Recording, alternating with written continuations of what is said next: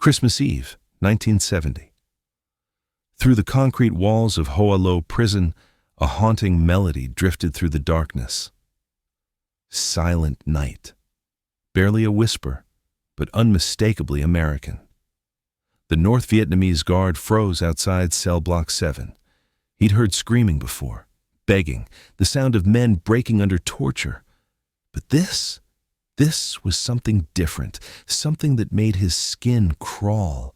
Welcome to the Hanoi Hilton, where torture was supposed to shatter men's spirits, where isolation drove prisoners insane, where the strongest Americans were meant to crumble into nothing. But the guards discovered something they never expected. Music became the prisoners' most dangerous weapon. The official name was Hoa Lo Prison, but American POWs called it the Hanoi Hilton, a bitter joke that mocked the luxury hotel back home. There was nothing luxurious about this hell on earth. Picture concrete cells barely big enough for a coffin, 6 feet by 4 feet of pure misery. No windows, no light except what leaked through cracks in the door. The walls sweated moisture in the tropical heat, and rats scurried across floors slick with human waste. Prisoners were chained to those walls for months at a time. Heavy iron shackles cut into their ankles until the metal wore grooves in their bones. They fed you once daily, a handful of rice mixed with pig fat that had gone rancid in the heat. Sometimes they'd throw in a few vegetables that were rotting before they hit your bowl. But the real torture wasn't the starvation. It was what they called rope torture. Your arms twisted behind your back until your shoulders dislocated, then tied with ropes that cut off circulation. Guards would beat you with fan belts until your back looked like raw meat.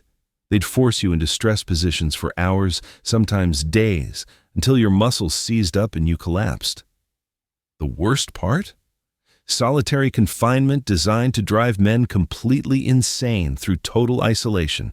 No human contact, no conversation, no sound except your own breathing and the rats scratching in the walls. They believed breaking your body would shatter your mind. These weren't random soldiers. These were American pilots, the best of the best, shot down over North Vietnam during bombing runs. Men who'd trained for years, who'd survived aerial combat, who thought they were prepared for anything war could throw at them. They weren't prepared for this. The North Vietnamese had studied American psychology. They knew exactly how to break Western minds. Start with physical torture to establish dominance, then isolation to destroy hope. Finally, propaganda sessions to rebuild them as anti-American puppets. The plan was methodical, scientific. It had worked on other prisoners from other wars.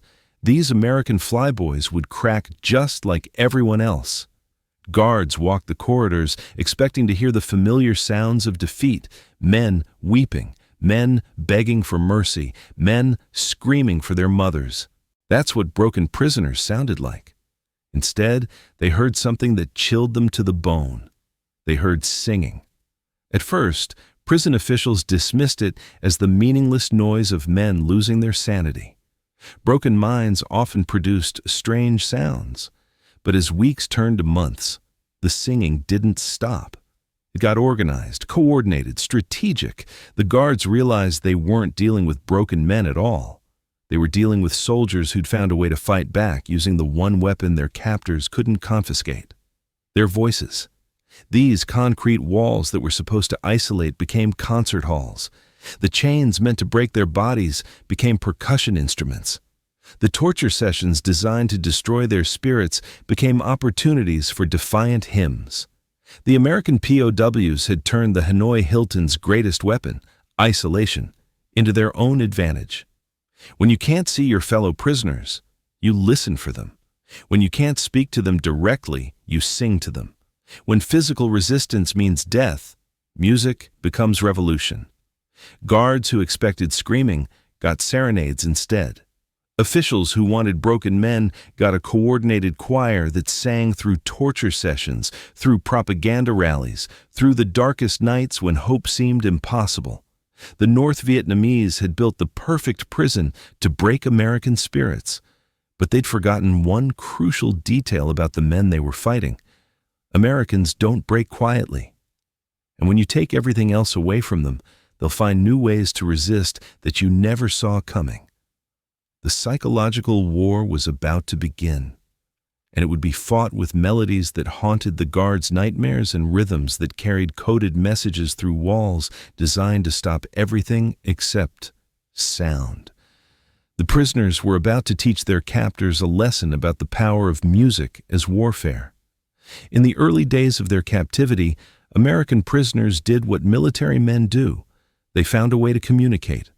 They started tapping Morse code on the cell walls, using the dots and dashes they'd learned in flight training. Tap, tap, tap, tap, tap, tap, tap. The messages were simple at first. Names, ranks, serial numbers, anything to let the guy in the next cell know he wasn't alone in this concrete tomb. But the North Vietnamese guards weren't stupid. They'd fought wars before, dealt with prisoners before. Within weeks, they'd figured out the tapping patterns meant something. Guards would burst into cells, screaming in broken English, beating prisoners with bamboo rods until their knuckles bled and their fingers couldn't tap anymore.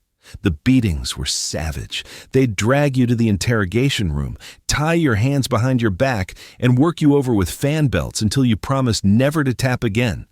Some guys lost fingernails. Others had their hands crushed with hammers. The message was clear. No communication, no contact, complete isolation, or face the consequences. Most prison systems would have won right there. Break the communication, break the resistance. But then, something unexpected happened that caught the guards completely off guard. The prisoners started humming. At first, it was barely audible. A soft melody drifting through the walls during the hottest part of the afternoon when even the guards sought shade. The North Vietnamese dismissed it as meaningless noise from broken men. Prisoners going insane often made strange sounds. This was just another symptom of minds cracking under pressure. They couldn't have been more wrong. Jeremiah Denton was the first to figure it out. A Navy commander shot down in 1965, he'd been in the Hanoi Hilton longer than most. During his daily torture sessions, when guards were trying to force him to confess war crimes on camera, Denton began humming hymns. Amazing Grace echoed through the interrogation room while they twisted his arms. How great thou art! Accompanied the sound of fan belts hitting his back. The guards thought he was losing his mind, retreating into religious fantasy to escape the pain. But other prisoners heard those hymns through the concrete walls.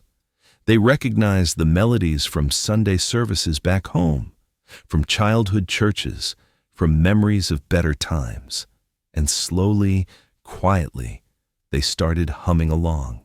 Cell by cell, the music spread. A melody would start in Block 7, get picked up in Block 4, then drift over to the punishment cells where the most defiant prisoners were kept. The guards heard it but didn't understand what they were witnessing. This wasn't random noise from broken men. This was organized psychological warfare. The prisoners had discovered something their captors never anticipated. You can beat a man for tapping Morse code. But how do you punish someone for humming a hymn? You can confiscate tools and weapons, but you can't confiscate memory. Every American in that prison carried a lifetime of songs in their head, popular tunes from the radio, church hymns from childhood, military marching songs from boot camp, lullabies their mothers sang. The guards had no idea they were dealing with men who possessed an entire arsenal of American culture locked away in their minds. What started as individual humming evolved into something far more dangerous. Prisoners began coordinating their musical resistance. When one man started the Star-Spangled Banner in cell block 3, others would join in from across the prison. The melody would build, echoing through corridors, bouncing off concrete walls, creating an invisible network of American voices united in defiance.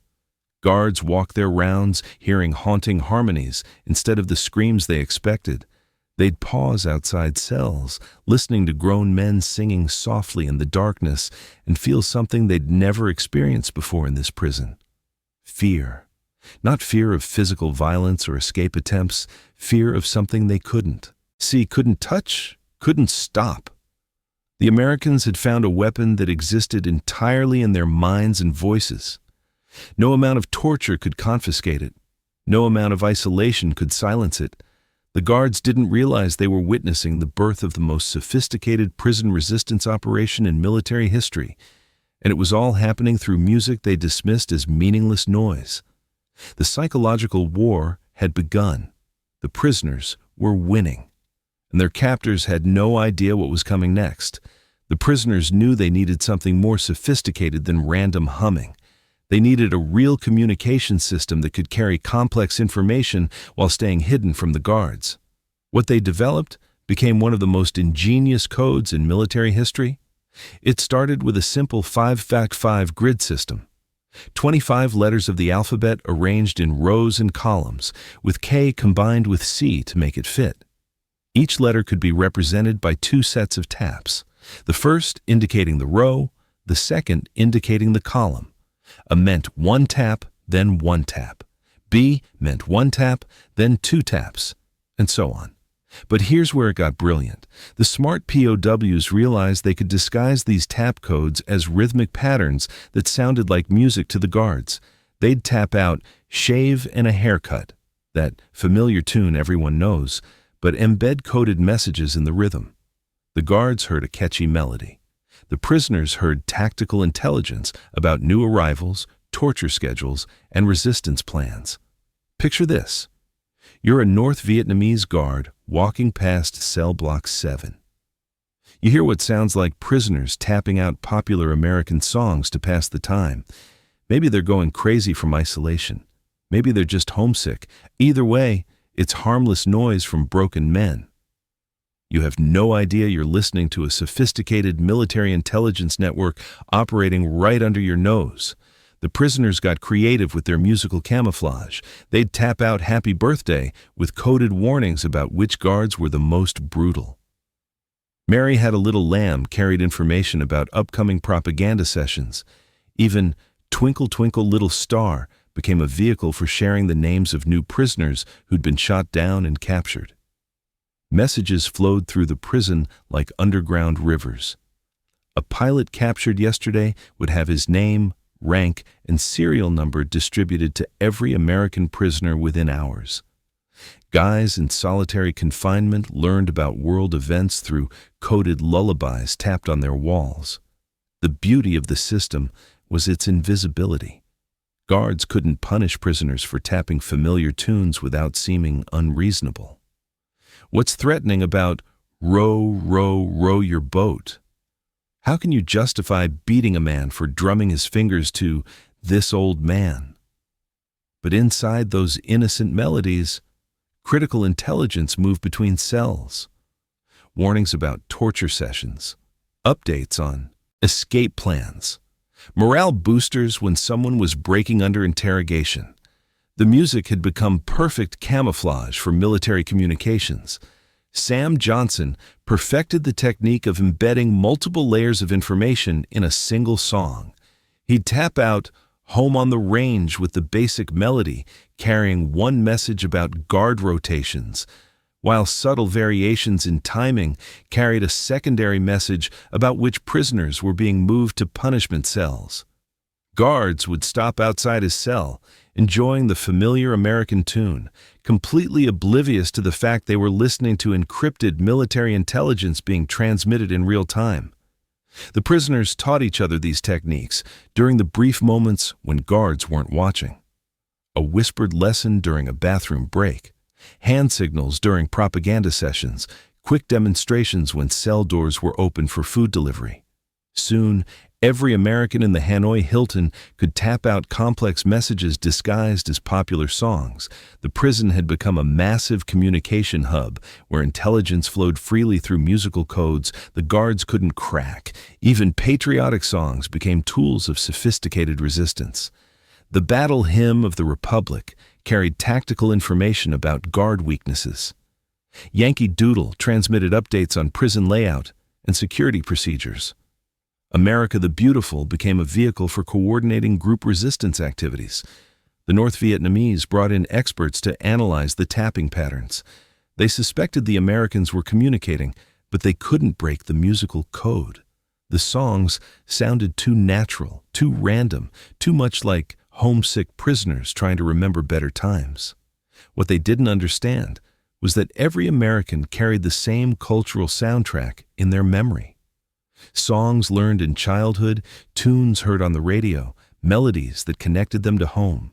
The guards couldn't decode messages hidden in music they'd never heard before, rhythms that meant nothing to Vietnamese ears. The tap code evolution had transformed the Hanoi Hilton from a place of isolation into a network of connected resistance fighters. Music became their secret weapon, their invisible army, their way of turning the prison's greatest strength, silence, into their own tactical advantage. The guards thought they were hearing the sounds of defeat.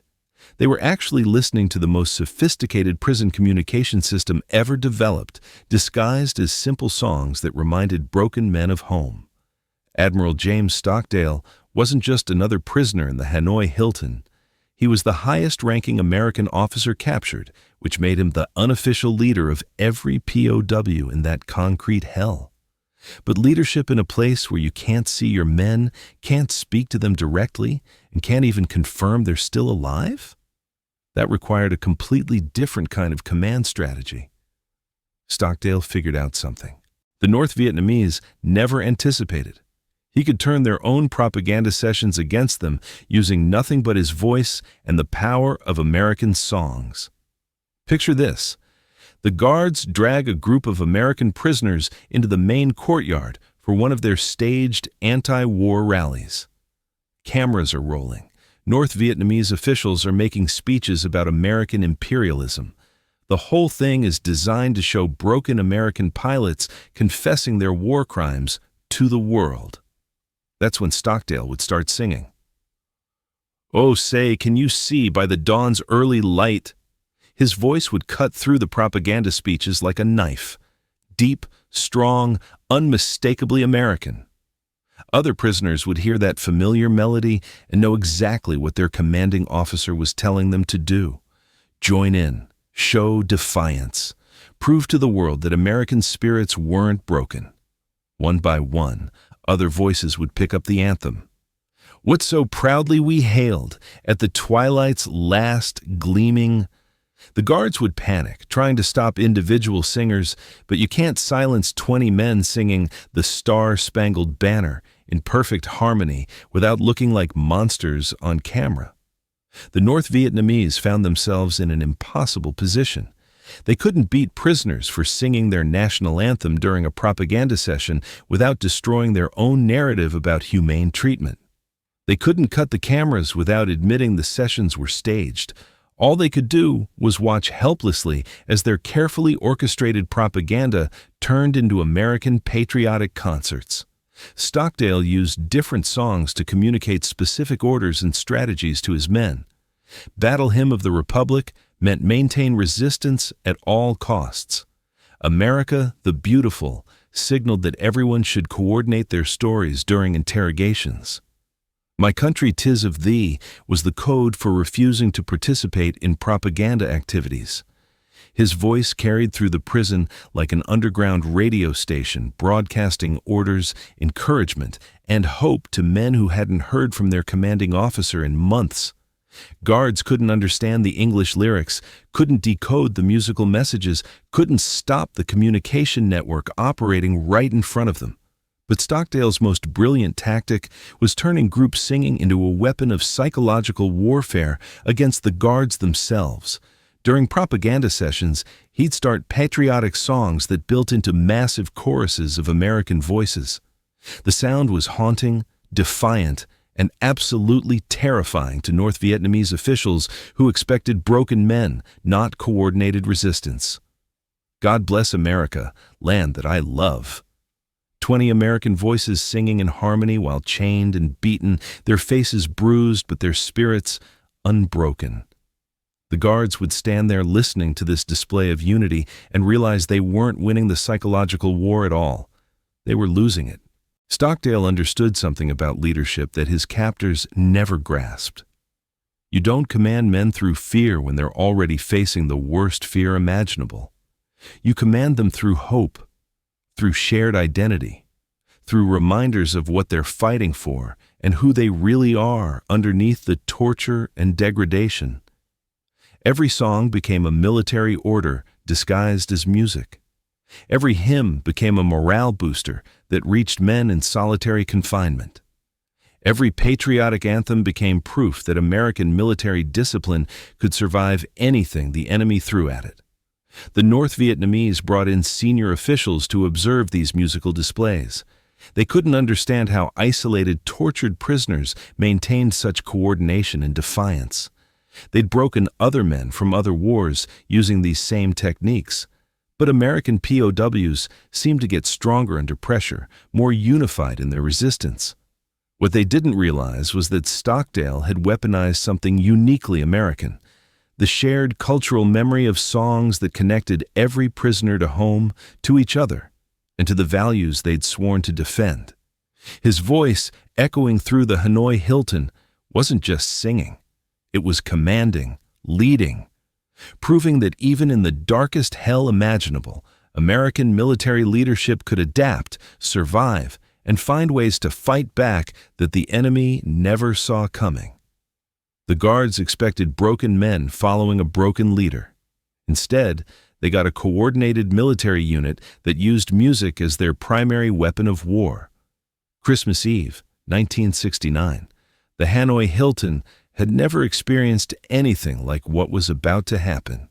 For months, the American prisoners had been building toward this moment, a coordinated act of musical defiance that would shake their captors to the core. The plan was simple but incredibly dangerous. At exactly midnight, every American prisoner would sing Silent Night simultaneously. Not whispered, not hummed, full voice, clear as church bells, echoing through every cell block in perfect harmony. The prisoners had spent weeks preparing through their tap code network. Messages moved from cell to cell, block to block, even reaching the punishment cells, where the most defiant Americans were kept in total isolation. Everyone knew the plan. Everyone understood the risks. And everyone was ready to face the consequences. The guards had no idea what was coming. As Christmas Eve wore on, the prison fell into its usual nighttime routine.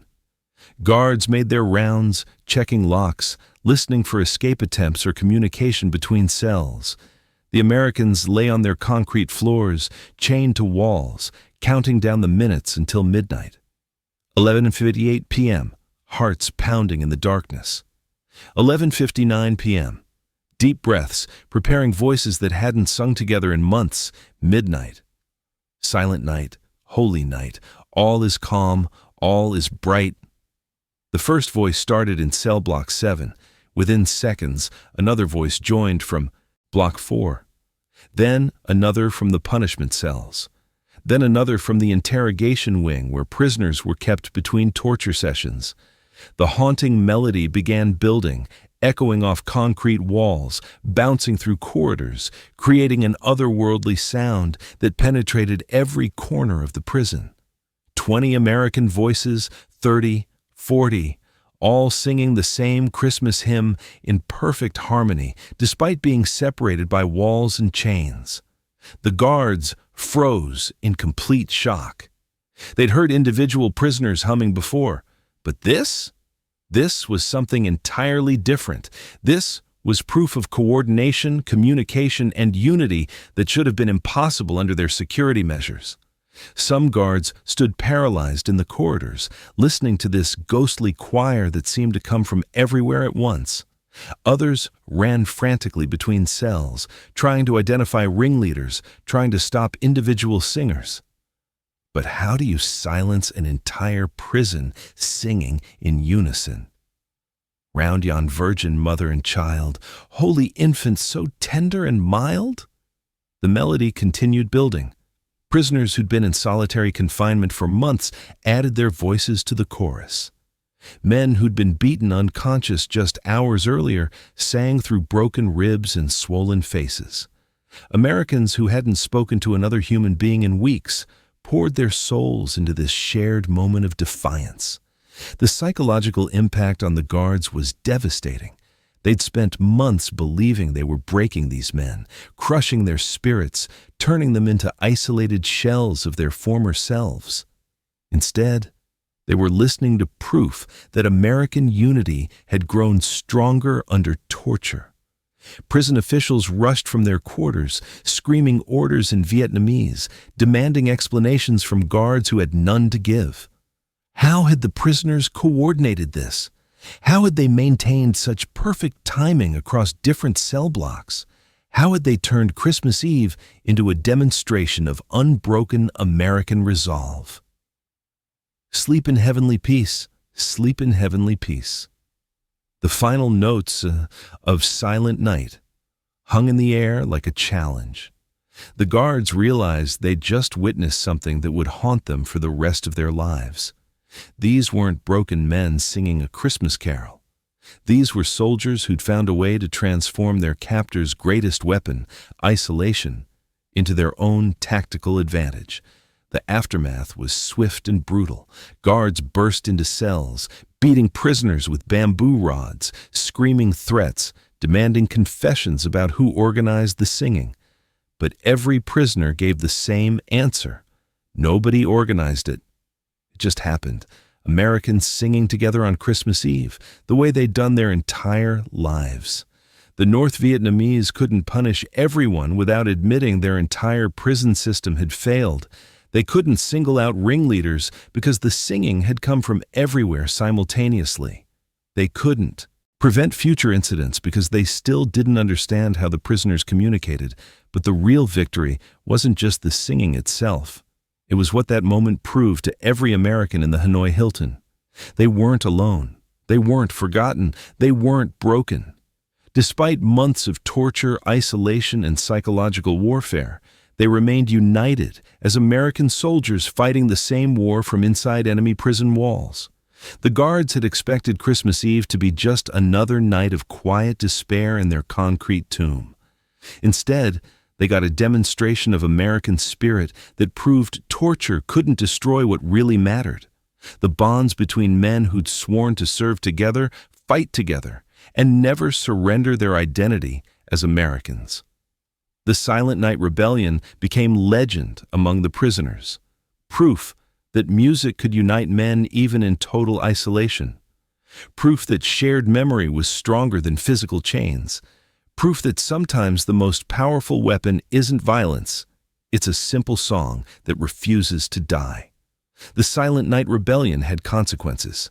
Within weeks, the North Vietnamese identified the 11 most defiant American prisoners, the ones they believed were organizing the musical resistance. These men were moved to a special punishment facility that prisoners nicknamed Alcatraz. If the main Hanoi Hilton was hell, Alcatraz was the deepest circle of it. Cells so small you couldn't lie down straight, no human contact for months at a time, food reduced to starvation rations that barely kept you alive. The North Vietnamese were determined to break these ringleaders once and for all. They had no idea they were about to face the most sophisticated musical communication system ever developed in captivity. The 11 prisoners in Alcatraz included some of the most brilliant military minds America had produced. Pilots who'd flown complex missions, navigated by stars, solved problems under extreme pressure. Isolated in tiny concrete boxes, they turned their intelligence toward a single goal, staying connected through music that guards couldn't decode.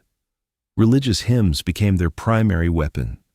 The North Vietnamese couldn't prohibit religious expression without creating international incidents, so Christian songs provided perfect cover for coded communications about escape plans, guard schedules, and resistance strategies. Amazing Grace became their anthem of unbroken spirits, but it carried far more than spiritual comfort. Each verse contained hidden meanings that only the Alcatraz gang understood. The first verse meant, "Maintain resistance at all costs." The second verse signaled new intelligence about guard rotations. The third verse warned, "Torture sessions scheduled for tomorrow." But the coding went deeper than simple verse meanings. The prisoners developed a system where specific words carried tactical information. When someone sang, "Amazing Grace, how sweet the sound," the word "sweet" might indicate which guard was on duty. That saved a wretch like me could signal that a particular cell door was left unlocked during shift changes. Guards walking past these cells heard beautiful religious music that seemed to comfort broken men seeking solace in faith.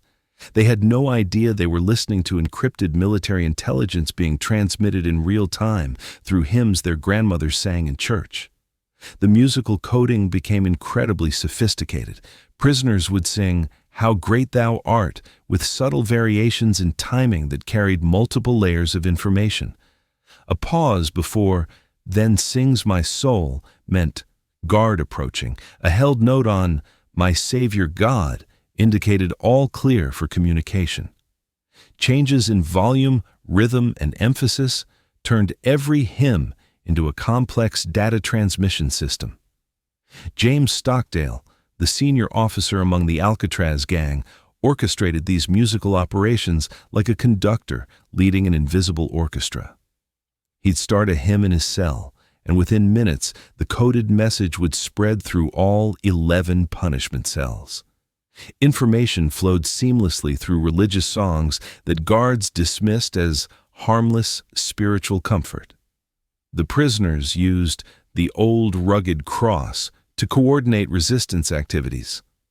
Blessed Assurance carried intelligence about prison layout and security weaknesses.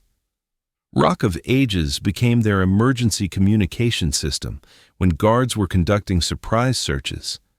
But the most ingenious aspect was how they embedded escape planning in familiar hymns. "Shall We Gather at the River" wasn't just a spiritual song. It was a detailed discussion of potential escape routes through the prison's drainage system. "When the Roll is Called Up Yonder" contained coded information about guard shift schedules and blind spots in surveillance. The guards grew suspicious of the constant singing but couldn't crack the religious code. They brought in translators who confirmed the prisoners were singing standard Christian hymns. They consulted with prison officials who saw no security threat in spiritual songs. They even recorded the singing and analyzed it for hidden meanings. But without understanding American religious culture, the coded messages remained invisible. What the North Vietnamese didn't grasp was that every American prisoner carried decades of church experience in their memory. Hymns learned in childhood, sung at family gatherings, memorized through years of Sunday services. The guards couldn't decode messages hidden in music that was woven into American cultural DNA from birth. The Alcatraz gang's coded hymns kept their sanity intact during months of brutal isolation that would have driven normal men insane. Music became their lifeline to each other, their proof that American ingenuity could survive anything the enemy threw at them. Guards expected to hear the sounds of men breaking under ultimate pressure. Instead, they heard beautiful harmonies that proved the human spirit could find ways to connect, communicate, and resist even in the darkest circumstances imaginable. The religious songs echoing through Alcatraz weren't just music. They were proof that American military intelligence could adapt to any situation and turn even spiritual comfort into weapons of war.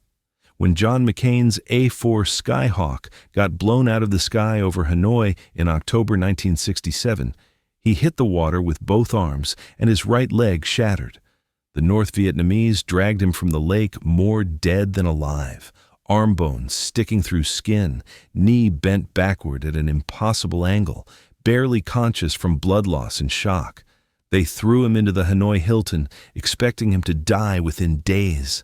Instead, they got something they never bargained for, a fighter who'd use his voice as a weapon even when his body was broken beyond repair. McCain arrived at the prison as damaged goods. His right arm hung useless, never properly set after the ejection. His left arm barely functioned. Walking was agony with his mangled knee. The guards figured this one would be easy to break, just another crippled pilot who'd beg for mercy within weeks. But other prisoners had been watching McCain's arrival through cracks in their cell doors. They saw the guards dragging in another American, and they knew exactly what to do. Before McCain even understood where he was, he heard something that probably saved his sanity. Singing. Soft voices drifting through concrete walls, welcoming him with melodies from home. Amazing Grace echoed from cell block 7.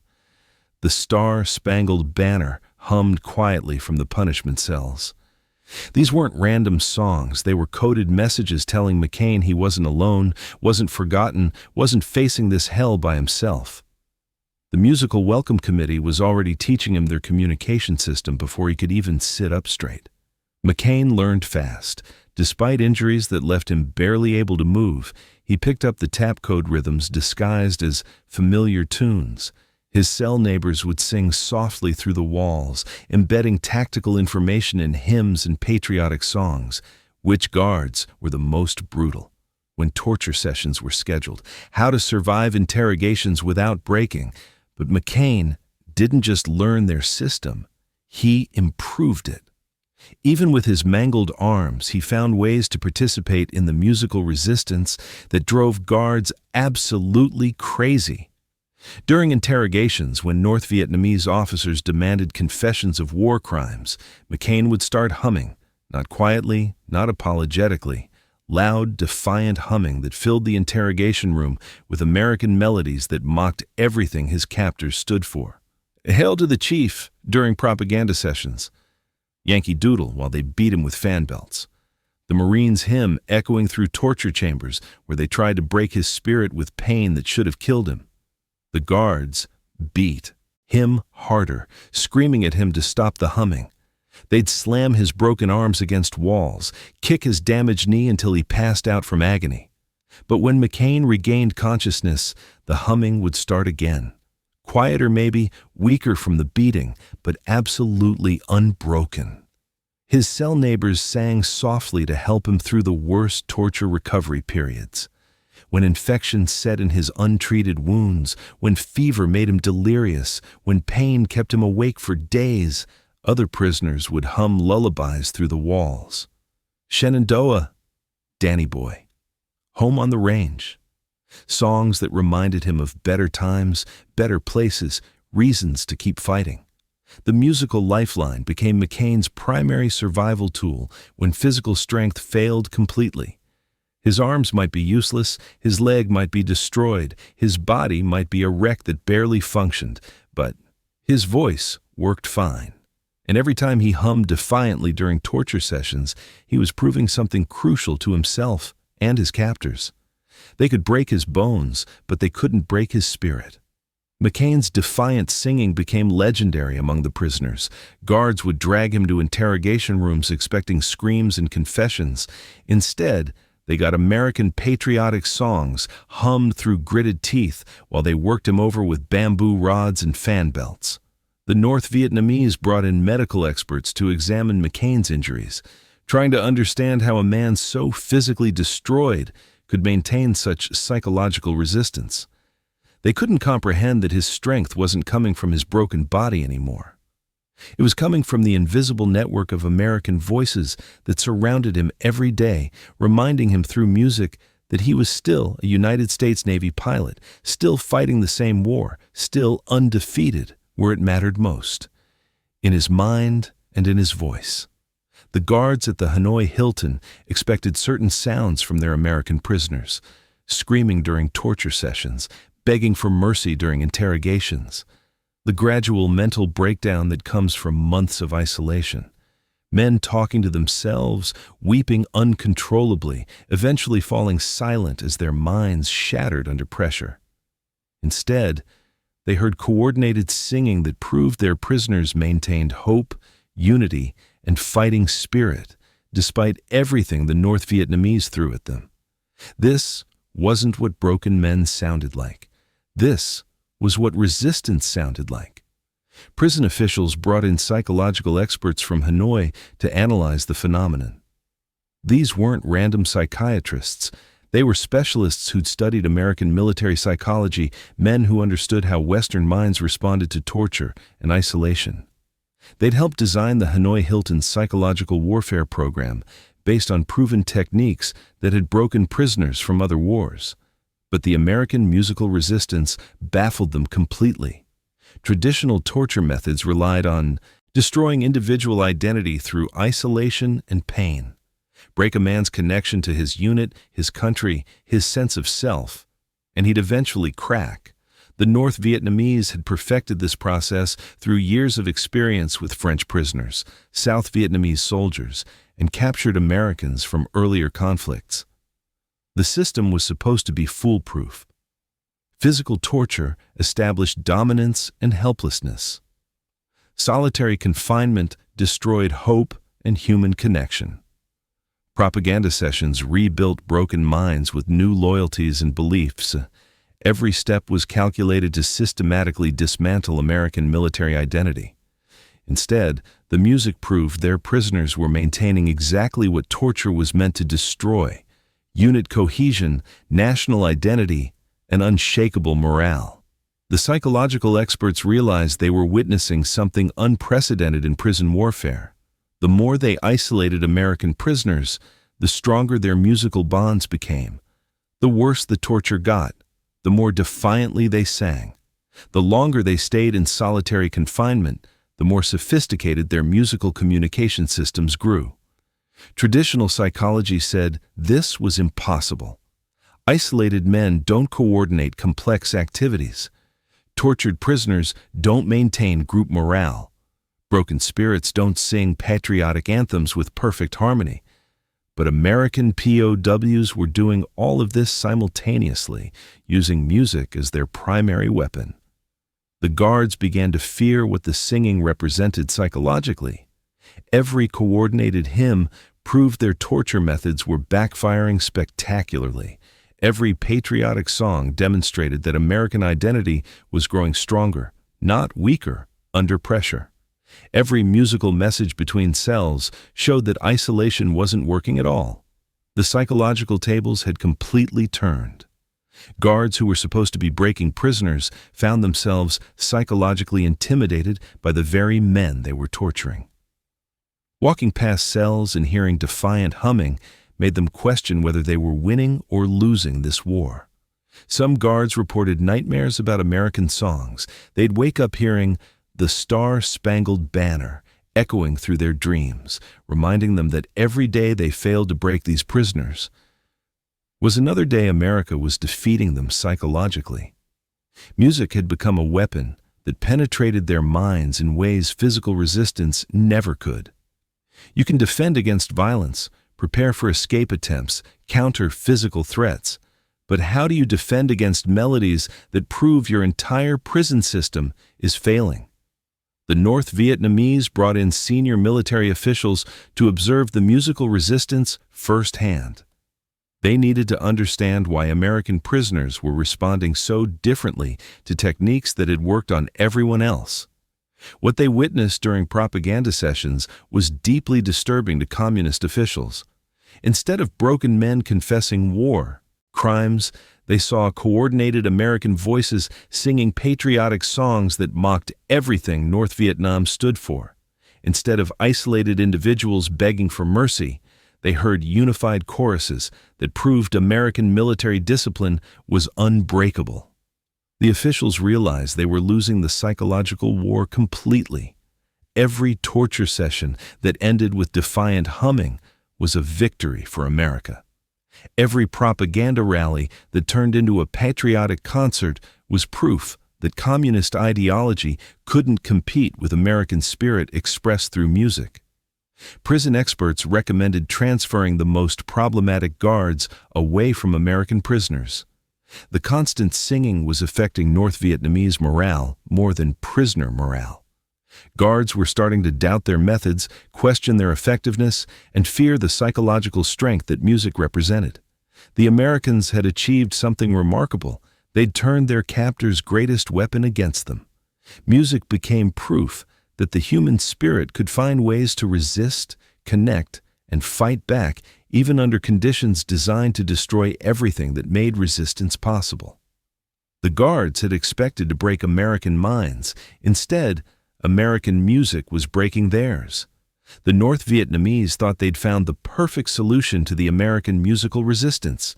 If prisoners wanted to sing so badly, they'd give them plenty of opportunities.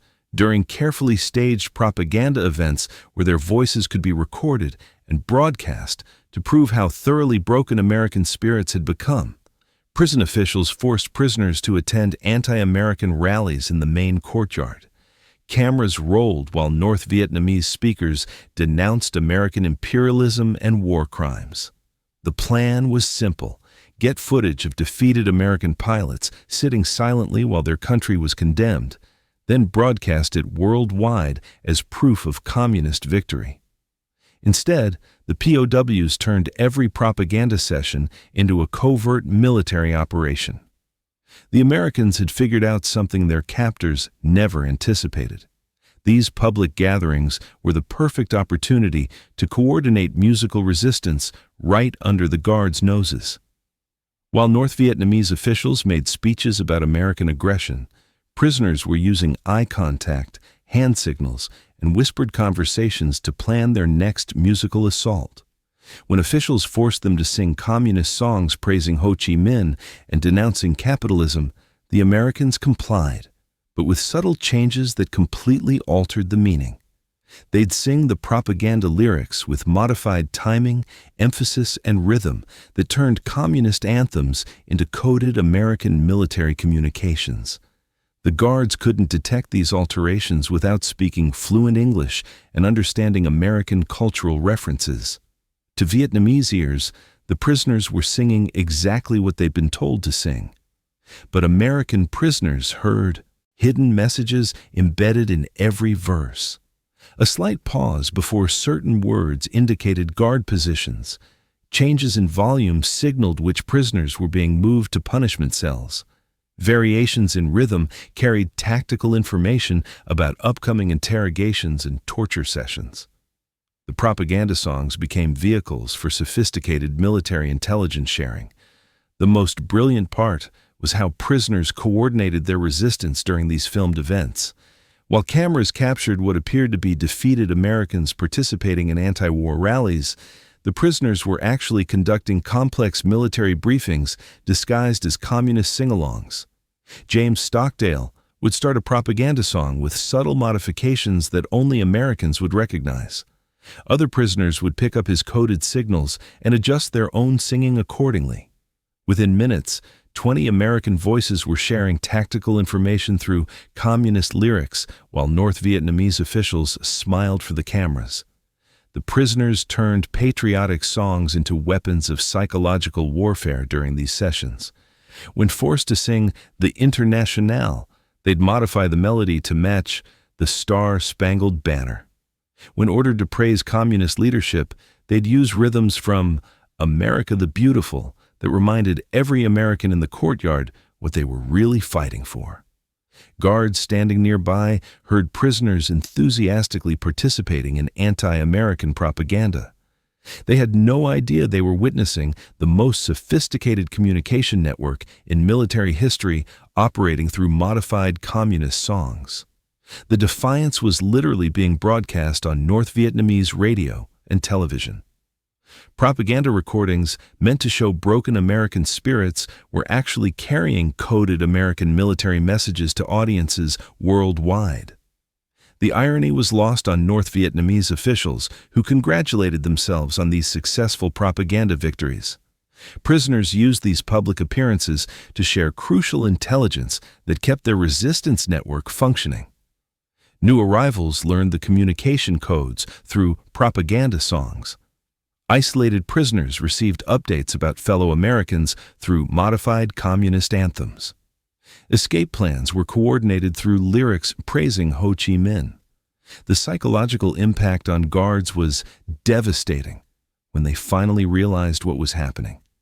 Every propaganda session they'd celebrated as a victory had actually been an American intelligence briefing conducted right in front of them.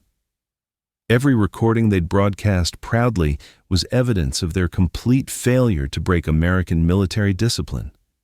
North Vietnamese officials brought in English-speaking experts to analyze the propaganda recordings. What they discovered horrified them. Months of footage showing American prisoners using communist songs to maintain military communications and coordinate resistance activities. The Americans had achieved something unprecedented in warfare. They'd turned their enemy's propaganda machine into their own communication system, using the very events designed to prove their defeat as opportunities to demonstrate unbreakable American unity and ingenuity. Every propaganda rally that was supposed to humiliate American prisoners had instead become proof that American military intelligence could adapt to any situation and find ways to fight back that the enemy never saw coming. The North Vietnamese realized their propaganda sessions weren't breaking American spirits. They were strengthening them. By early 1971, something had fundamentally shifted in the psychological balance of power at the Hanoi Hilton. The prison staff, who once walked confidently through the corridors, now moved with nervous energy, jumping at every sound, interpreting even the softest humming as a potential threat to their authority. The constant American singing had gotten under their skin in ways they never expected. Guards who'd signed up to break enemy prisoners found themselves being psychologically broken by the very men they were supposed to be torturing. Every shift brought new encounters with musical resistance that left them questioning their effectiveness, their methods, and their sanity. Lieutenant Nguyen Van Duc had been working at the prison for 2 years when the musical warfare began. He'd started as a confident young officer, eager to serve his country by extracting confessions from American war criminals. But months of hearing coordinated singing from men who should have been broken had transformed him into a paranoid wreck who flinched at every melody. Walking past Cell Block 7 during his night rounds, Duke would hear soft harmonies drifting through the walls. Amazing Grace, sung so beautifully it gave him chills. But he knew those weren't just hymns. They were coded messages he couldn't understand, military communications operating right under his nose, proof that his prisoners were outsmarting him every single day. The paranoia spread through the guard ranks like a virus. Officers who once dismissed prisoners singing as meaningless noise now heard threats in every tune. Home on the range became a potential escape plan. Silent Night sounded like a coordinated attack warning. Even children's lullabies seemed to carry hidden meanings that mocked their inability to crack the American musical code. Guards began bursting into cells at random hours, screaming at prisoners to stop humming, demanding explanations for songs that seemed innocent but felt dangerous. They'd slam open cell doors expecting to catch Americans in the middle of planning something, only to find men lying quietly on concrete floors, looking confused about the sudden intrusion. But the prisoners had perfected the art of instantaneous silence. The moment they heard footsteps approaching, musical communications would stop so abruptly it seemed supernatural.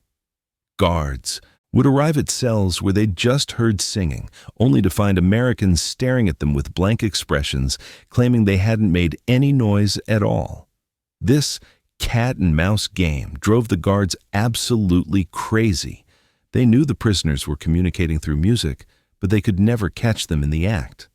The Americans had developed an early warning system so sophisticated that guards couldn't gather evidence of the musical network they knew was operating throughout the prison. Sergeant Pham Minh Tuan started keeping detailed logs of when and where he heard Americans singing, trying to identify patterns that might reveal the communication system.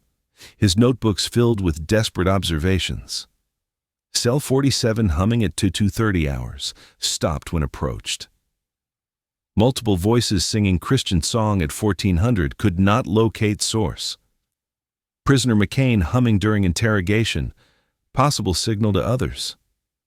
The logs revealed the scope of his paranoia more than any actual intelligence about prisoner activities.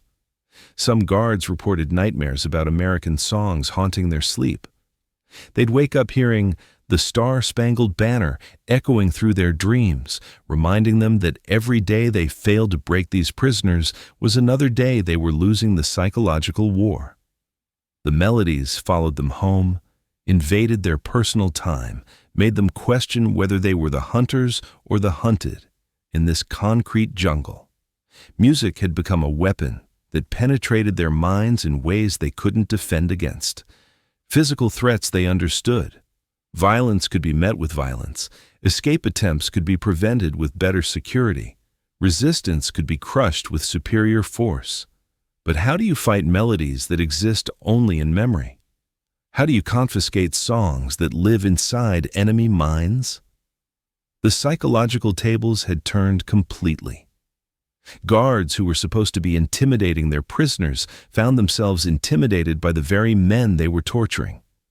The constant singing proved that American morale wasn't just surviving.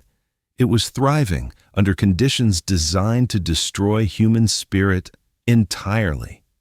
Prison officials realized they were losing control when guards started requesting transfers away from American prisoners. Experienced officers who'd handled dangerous criminals and political dissidents couldn't cope with POWs who fought back through music. The singing was affecting North Vietnamese morale more than prisoner morale, creating doubt about methods that had worked successfully for years. The Americans had achieved something remarkable in the psychology of warfare. They'd turned their captors' confidence into paranoia, their authority into anxiety, their control into chaos. Music had become proof that sometimes the most effective weapon isn't the one that destroys your enemy's body. It's the one that invades their mind and refuses to leave. The guards had expected to break American spirits through isolation and torture. Instead, American music was systematically breaking theirs, one haunting melody at a time. Air Force Colonel Sam Johnson had been shot down over North Vietnam in April 1966, and by the time he reached the Hanoi Hilton, he'd already figured out something that would revolutionize prisoner communication. Johnson wasn't just another pilot. He was a communications specialist who understood radio frequencies, signal transmission, and the science of getting messages through enemy interference. But in a concrete cell with no equipment except his voice and his memory, Johnson had to reinvent everything he knew about military communications. What he developed became the most sophisticated musical code system ever used in captivity. Johnson realized that Morse code didn't have to be transmitted through dots and dashes tapped on walls. It could be embedded in the natural rhythm of popular songs that guards would never suspect carried military intelligence. Every American tune became a potential vehicle for encrypted communications that sounded like homesick prisoners reminiscing about better times. Home on the Range became Johnson's masterpiece of tactical communication. The familiar melody that guards enjoyed hearing carried detailed escape planning information embedded in its rhythm.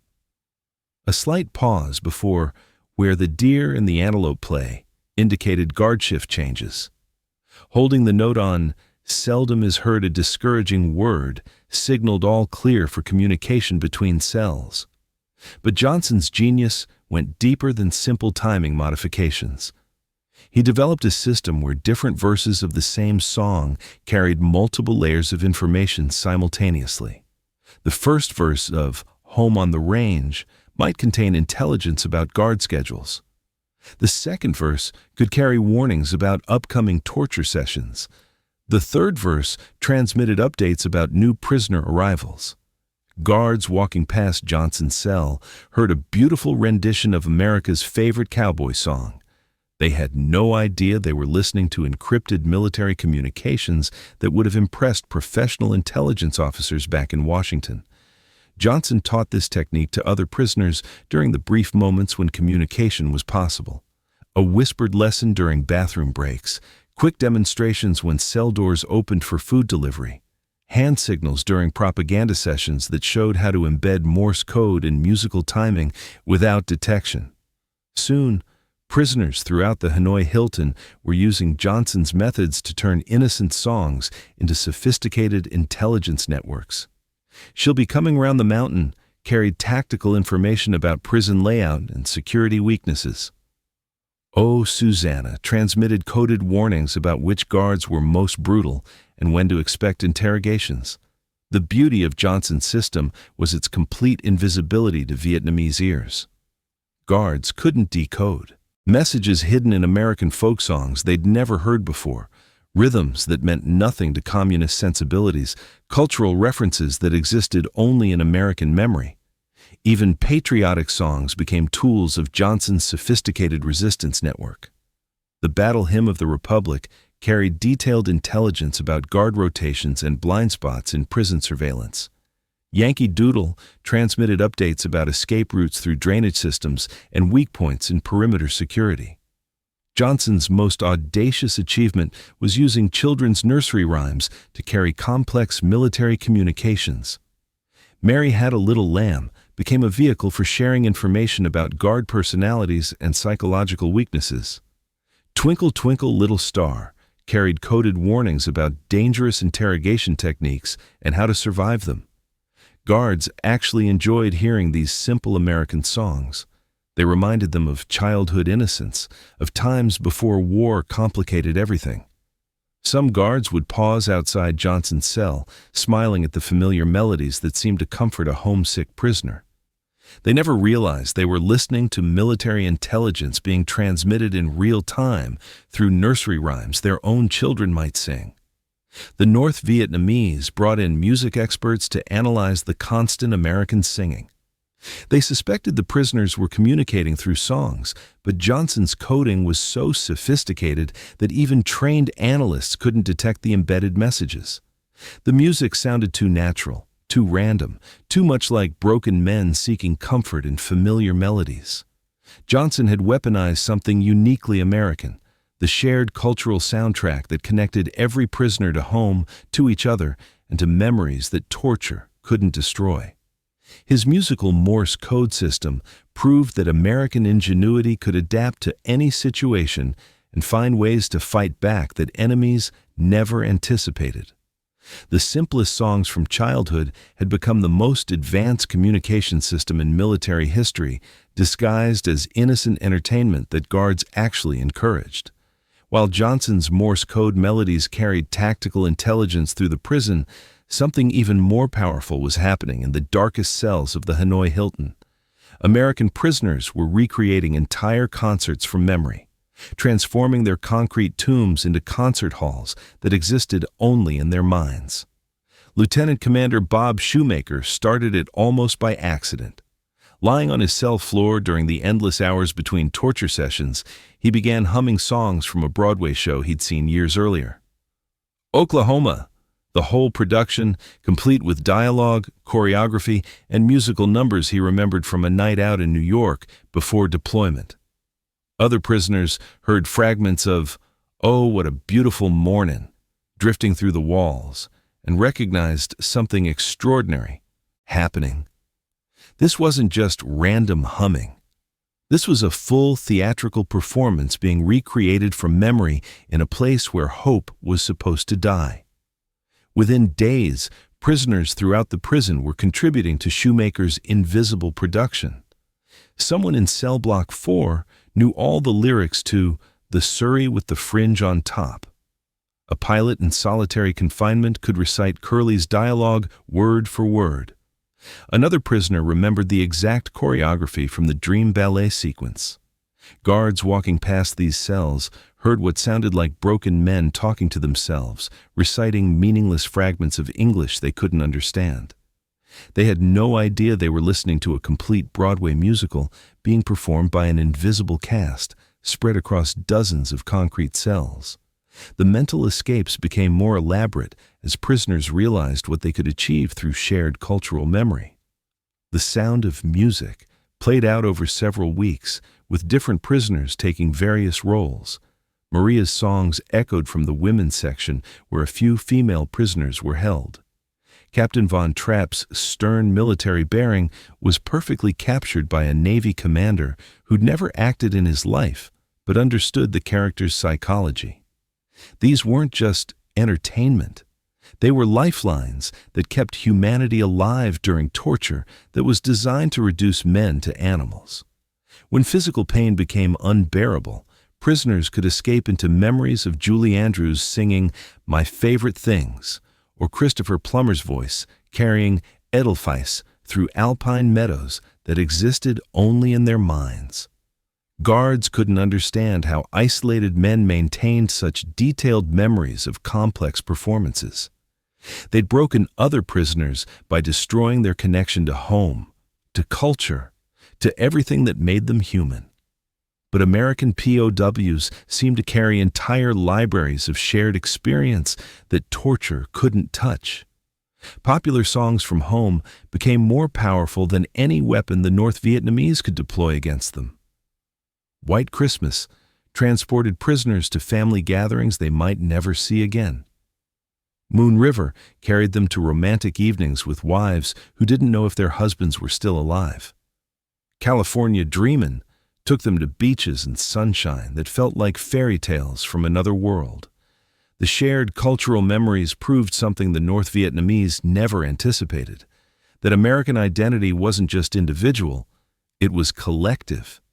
Every prisoner carried pieces of the same cultural puzzle in their memory. Songs everyone learned in school, movies everyone had seen, television shows that connected them to shared experiences that predated their capture. Music connected them to identities that torture couldn't destroy because those identities existed in memory, not in physical circumstances. You could chain a man's body, starve him, beat him, isolate him from human contact. But you couldn't erase decades of American cultural memory that lived inside his mind. Guards reported being disturbed by prisoners who seemed to maintain psychological strength that should have been impossible under their conditions. They'd torture a man until he couldn't walk, then hear him humming "Singin' in the Rain" with genuine happiness in his voice. They'd isolate prisoners for months, then discover them reciting entire comedy routines from television shows they'd watched years earlier. The Americans had discovered something profound about human resilience. Shared memory was stronger than individual suffering. Cultural connections transcended physical isolation. Music became proof that the human spirit could find ways to connect, create, and resist, even under conditions designed to destroy everything that made life worth living. Prison officials brought in psychological experts to understand how tortured men maintained such detailed memories of American entertainment. They couldn't comprehend that these weren't just random recollections. They were weapons of psychological warfare disguised as innocent nostalgia. The invisible concerts playing out in the Hanoi Hilton proved that sometimes the most powerful resistance isn't physical violence or escape attempts. Sometimes it's simply refusing to let your captors steal your memories of who you were before they tried to break you. When the torture got so bad that men started breaking, when the isolation drove prisoners to the edge of madness, when physical pain became the only reality they could remember, the Americans discovered something their captors never anticipated. Hymns provided psychological protection that was stronger than any armor they'd worn in combat. "How Great Thou Art" became their shield against interrogation sessions that lasted 18 hours straight. When North Vietnamese officers screamed questions about bombing targets and military secrets, when they twisted arms until shoulders separated, when they beat prisoners with fan belts until blood pooled on concrete floors, American voices would start singing that familiar hymn. "O Lord, my God, when I, in awesome wonder, consider all the worlds thy hands have made." The words created a mental fortress that torture couldn't penetrate. Guards could destroy bodies, but they couldn't invade the spiritual space that music created in prisoners' minds. The hymns transported men beyond their physical circumstances to something larger, more powerful, more enduring than communist ideology or North Vietnamese brutality. The genius of using religious music was that guards couldn't prohibit spiritual expression without creating international incidents. The Geneva Convention protected religious practices. Communist officials who wanted to appear civilized to the world couldn't be seen beating prisoners for singing Christian hymns without undermining their own propaganda about humane treatment. This gave the Americans perfect cover for their most sophisticated resistance operations. Biblical songs unified men of different faiths and backgrounds in ways that secular music couldn't achieve. Baptist pilots from the South sang alongside Catholic officers from Boston. Jewish prisoners joined Christian hymns because the spiritual resistance transcended individual religious differences. Blessed Assurance became their anthem during the worst torture sessions.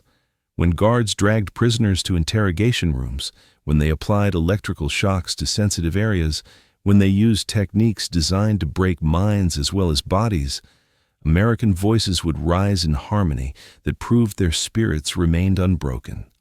Blessed assurance, Jesus is mine.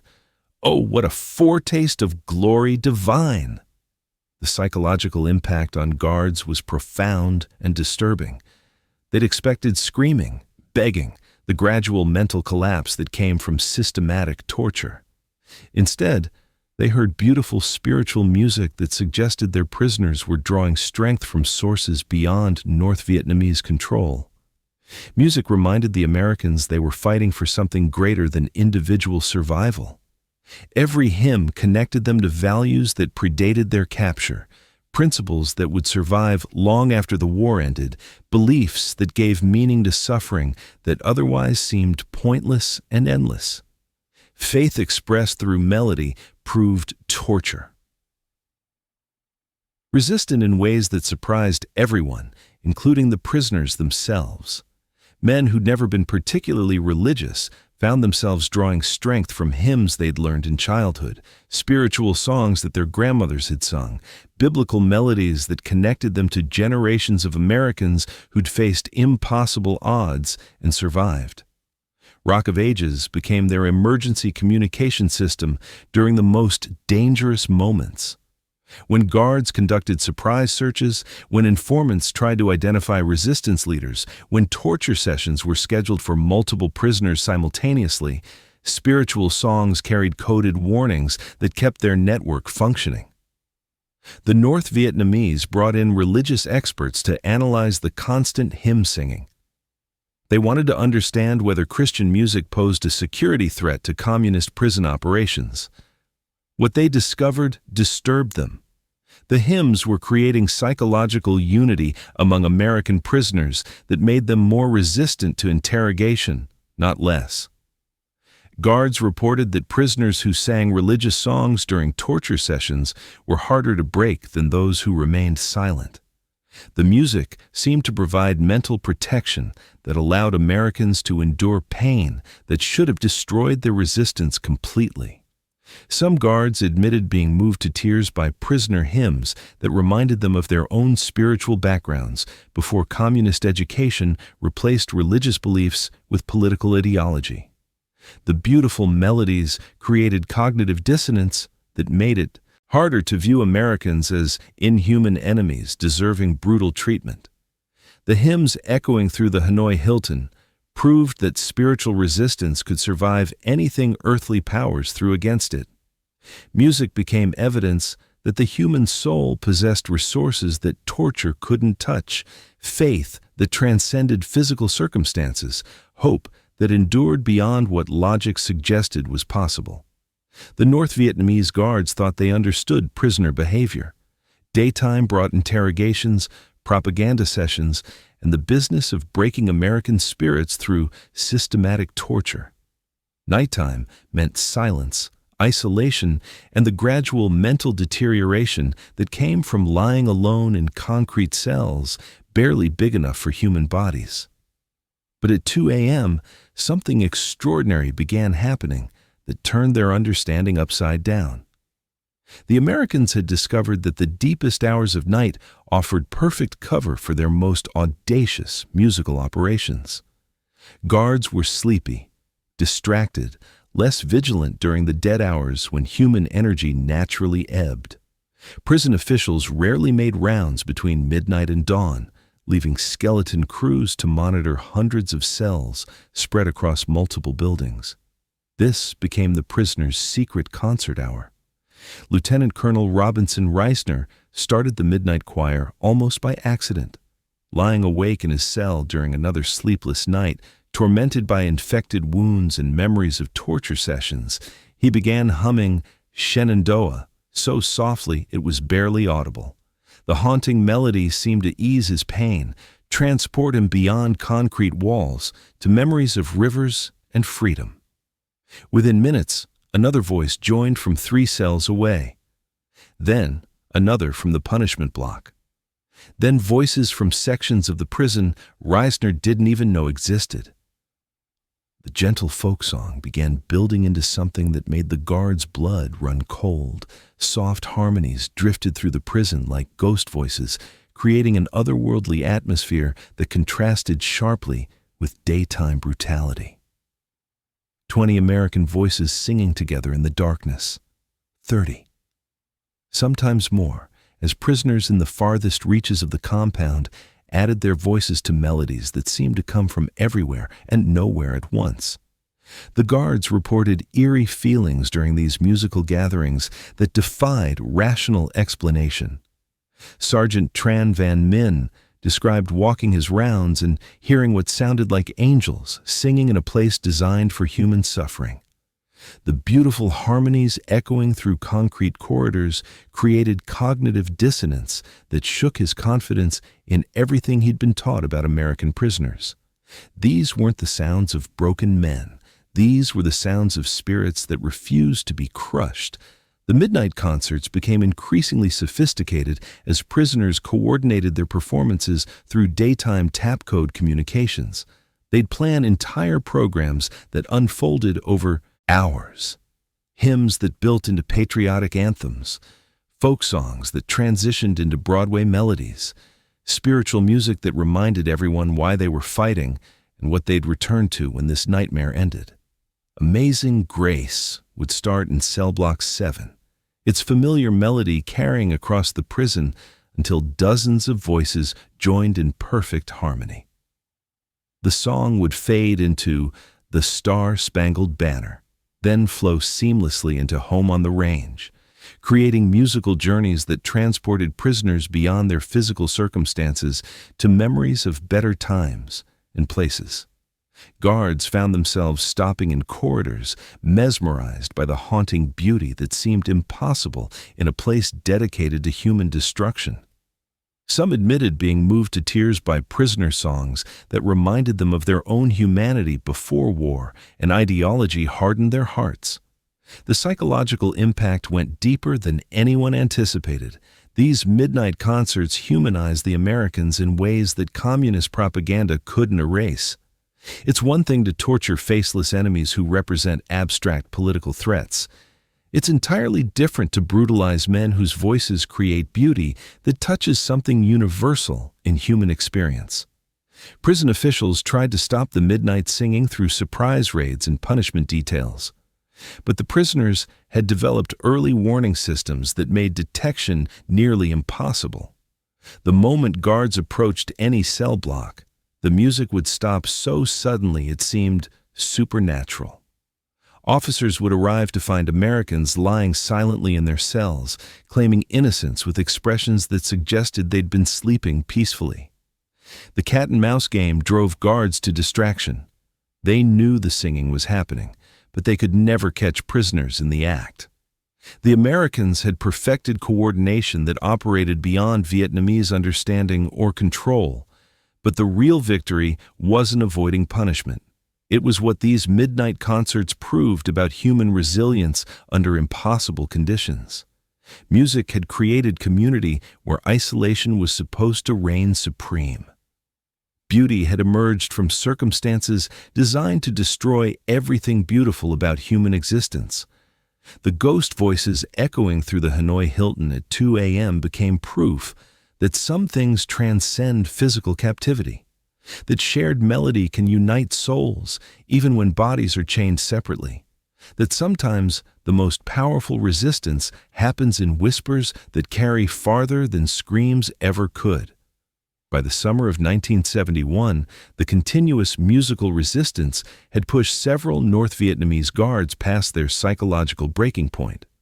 What started as annoyance at prisoner humming had evolved into full-blown mental breakdowns among prison staff who couldn't cope with Americans who refused to sound defeated. Corporal Levan Duke was the first to snap publicly. During his evening rounds through cell block 7, he heard the familiar sound of amazing grace being hummed softly through concrete walls. Something inside him exploded. He began screaming at the top of his lungs, running from cell to cell, slamming his fist against iron doors, demanding that the singing stop immediately. "No more music, no more American songs. You are broken, you are defeated. Act like it." His voice cracked with desperation as he realized he was pleading with prisoners who were supposed to be begging him for mercy. The psychological tables had turned completely. The guard was the one losing control, while his captives maintained perfect composure behind their cell doors. Other guards rushed to restrain Duke before his breakdown attracted attention from prison officials. But the damage was done. Every American prisoner had heard a North Vietnamese guard screaming desperately for them to stop doing something that proved their spirits remained unbroken. The incident revealed something crucial about the psychological warfare happening in the Hanoi Hilton. The guards weren't just frustrated by musical resistance, they were being systematically broken by it. Physical punishments for humming became increasingly severe as guards tried desperately to reassert control over prisoners who seemed immune to traditional intimidation. They dragged singers to interrogation rooms, beat them with bamboo rods until their voices were hoarse, threatened them with death if the music continued. But every beaten prisoner was replaced by 2 more singers, cut off one voice, and 3 others would pick up the melody. The musical resistance had become Hydra-like, growing stronger every time guards tried to destroy it. Captain Nguyen Van Tung implemented what he called Operation Silence, systematic punishment of any prisoner caught making musical sounds. Guards received bonuses for identifying singers. Torture sessions were extended for prisoners who hummed during interrogations. Solitary confinement was imposed on anyone heard coordinating musical activities. The crackdown backfired spectacularly. Instead of reducing the singing, it unified American prisoners in ways that surprised even them. When guards beat one man for humming the Star-Spangled Banner, 20 others would start humming it the next day.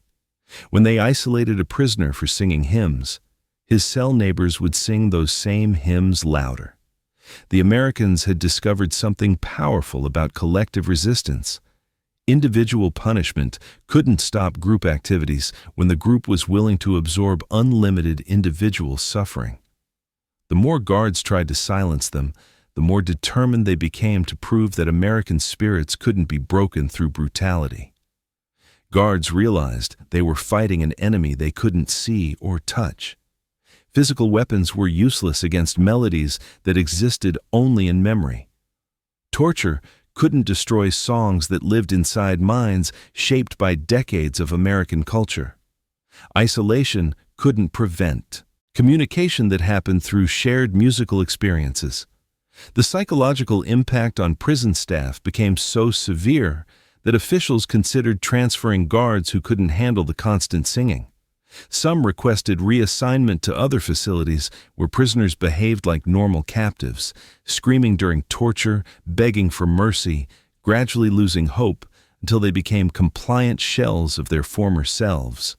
American prisoners didn't behave like normal captives. They sang through torture sessions. They hummed during interrogations. They coordinated musical performances that proved they maintained military discipline despite months of systematic brutality designed to destroy unit cohesion. Music had become more threatening than any physical weapon because it demonstrated something that terrified North Vietnamese officials. Their prison system wasn't working. Their torture methods weren't breaking American resistance. Their psychological warfare was being defeated by men who turned isolation into opportunity and pain into motivation for greater defiance. Prison officials brought in senior military advisors to observe guard behavior during musical incidents. What they witnessed disturbed them deeply. Experienced officers who'd handled dangerous criminals and political dissidents were being psychologically intimidated by prisoners who fought back through songs their grandmothers might have sung. The Americans had achieved something unprecedented in the psychology of captivity. They'd turned their captors' confidence into paranoia, their authority into anxiety, their control into chaos. Music had become proof that sometimes the most effective weapon isn't the one that destroys your enemy's body. It's the one that invades their mind and refuses to leave. The guards had expected to break American spirits through superior force and systematic brutality.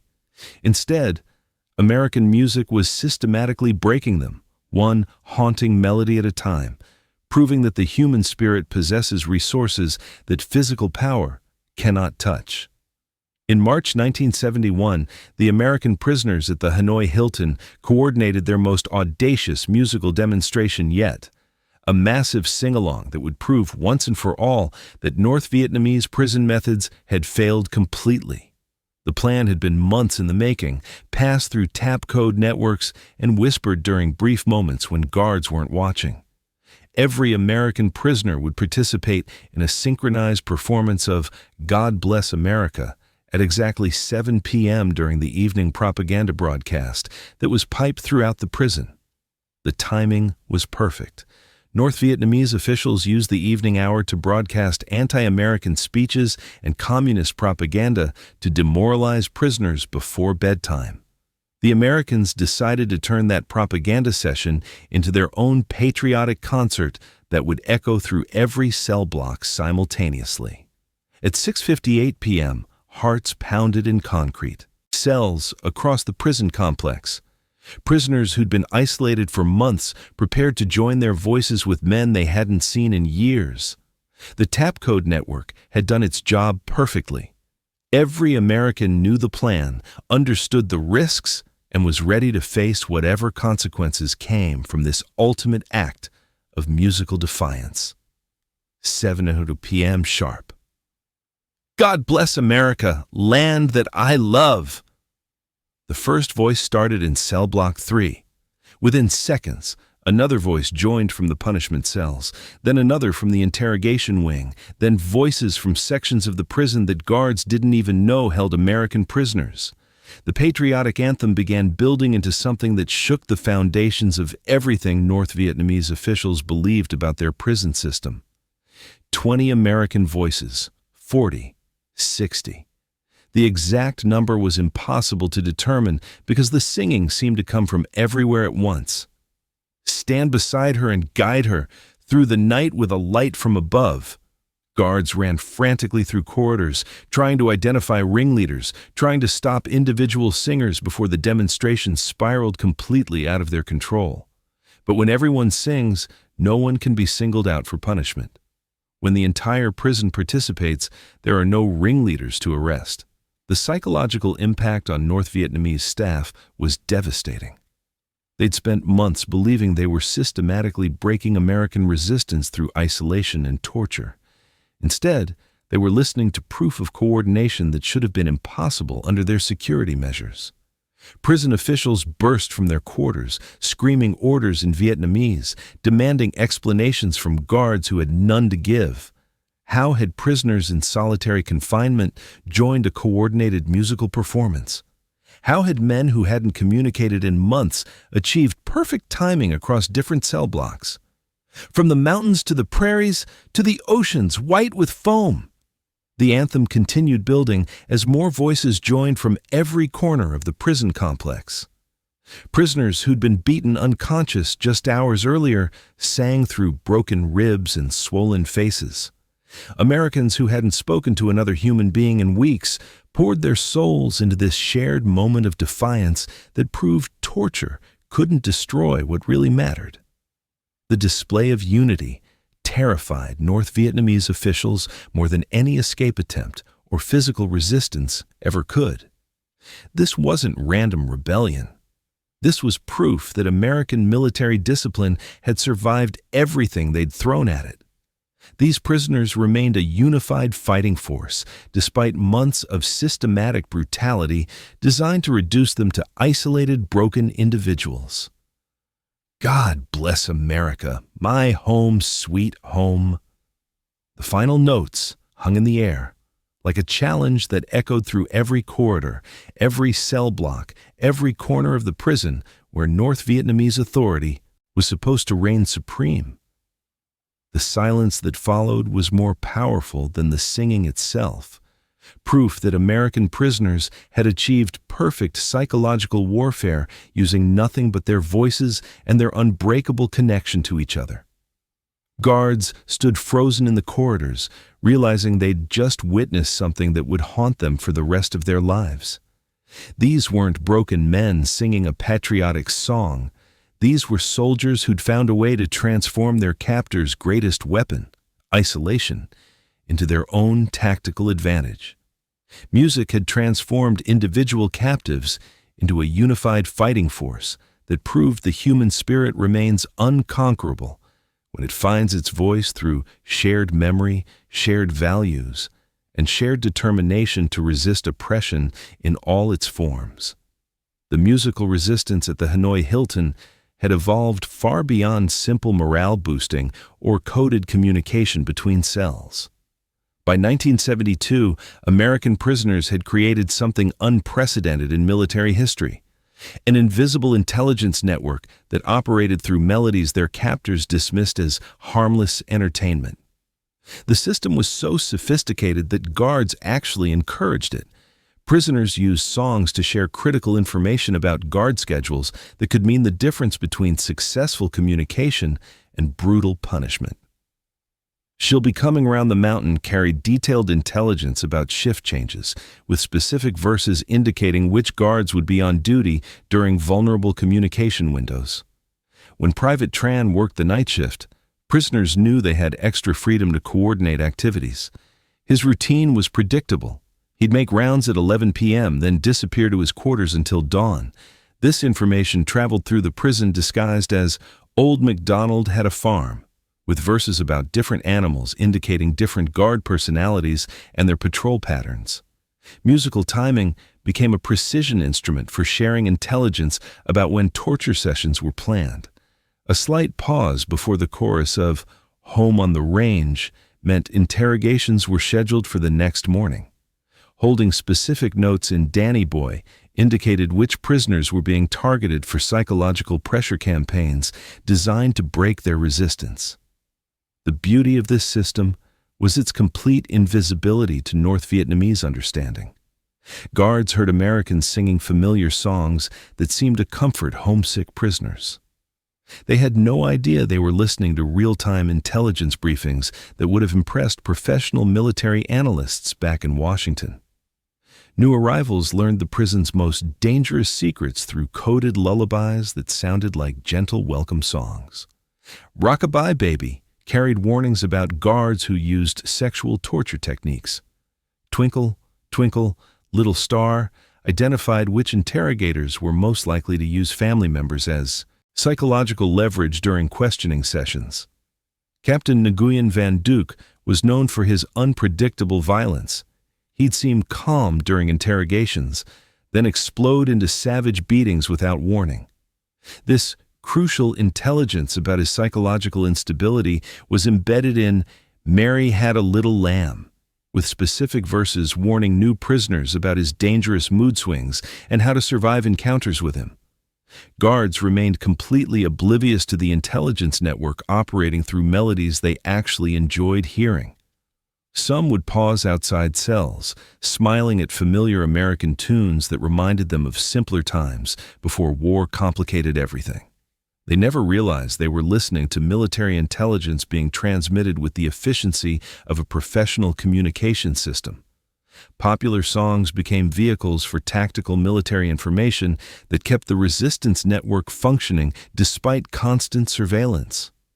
Camptown races carried detailed intelligence about prison layout, including blind spots in guard coverage and potential escape routes through drainage systems that connected different cell blocks.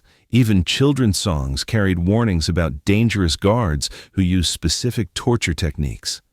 The Itsy Bitsy Spider identified interrogators who specialized in sleep deprivation.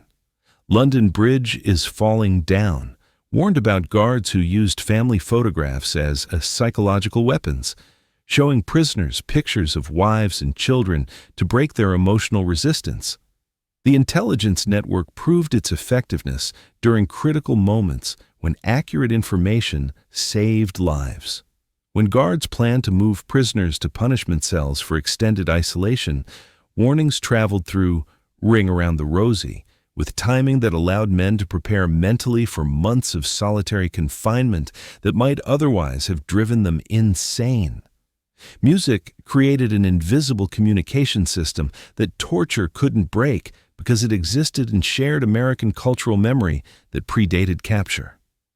Every prisoner carried the same soundtrack in their minds, songs learned in childhood, tunes heard on radio, melodies that connected them to experiences no amount of brutality could erase.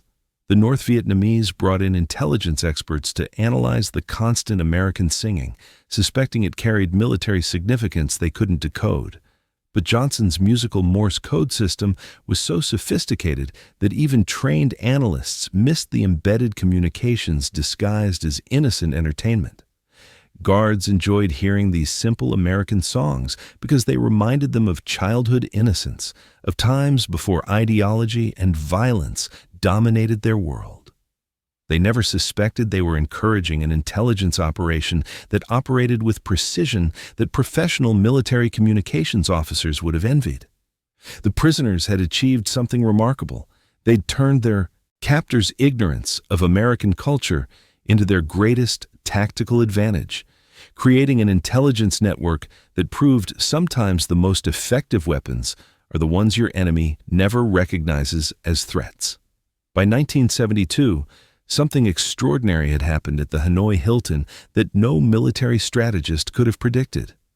The North Vietnamese guards, who once walked confidently through prison corridors, now dreaded their shifts, requesting transfers away from American prisoners whose constant singing had proven more psychologically devastating than any physical weapon.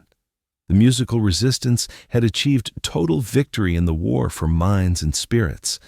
Captain Pham Van Duke submitted his transfer request in writing, citing inability to maintain proper discipline due to prisoner psychological warfare activities. His official report described months of sleepless nights haunted by American melodies, anxiety attacks triggered by patriotic songs, and complete loss of confidence in prison methods that were supposed to break enemy spirits. He wasn't alone. Guard after guard reported similar psychological symptoms that military doctors couldn't treat with traditional medicine.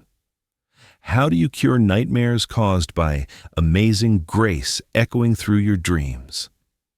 How do you prescribe medication for anxiety triggered by hearing the Star-Spangled Banner hummed defiantly during torture sessions? Prison officials realized they were facing an unprecedented crisis in military psychology. Their guards were being systematically broken by prisoners who were supposed to be the broken ones. The roles had reversed completely. Captors were seeking escape from captives who'd found ways to weaponize hope, unity, and unbreakable American spirit. Music had proven more demoralizing to North Vietnamese forces than to American prisoners. Every coordinated hymn reminded guards that their torture methods were failing spectacularly. Every patriotic song demonstrated that American identity was growing stronger, not weaker, under pressure designed to destroy it completely. The psychological war had been won through melody and rhythm rather than violence and resistance. American prisoners had discovered something profound about human nature, that shared cultural memory could survive anything physical force could inflict, that voices united in song created bonds stronger than chains and concrete walls. North Vietnamese officials brought in senior military psychologists from Hanoi to analyze why their proven prison methods were backfiring so dramatically. The experts' conclusions were disturbing to communist leadership who'd invested years developing psychological warfare techniques based on isolation and systematic brutality. American prisoners weren't responding like normal captives because they possessed something unique, a shared cultural identity that existed in memory rather than physical circumstances. You could destroy their bodies, but you couldn't erase decades of American songs, values, and experiences that lived inside minds shaped by freedom. Guards requested transfers to other facilities where prisoners behaved predictably, screaming during torture, begging for mercy, gradually losing hope until they became compliant shells. American POWs sang through torture sessions, hummed during interrogations, and coordinated musical performances that proved military discipline could survive anything. The constant singing had created cognitive dissonance among prison staff who'd been taught that Americans were weak, individualistic enemies who'd crack under pressure. Instead, they witnessed daily proof of collective strength that transcended individual suffering, unity that grew stronger under oppression, and spirits that refused to be broken no matter what brutality was applied.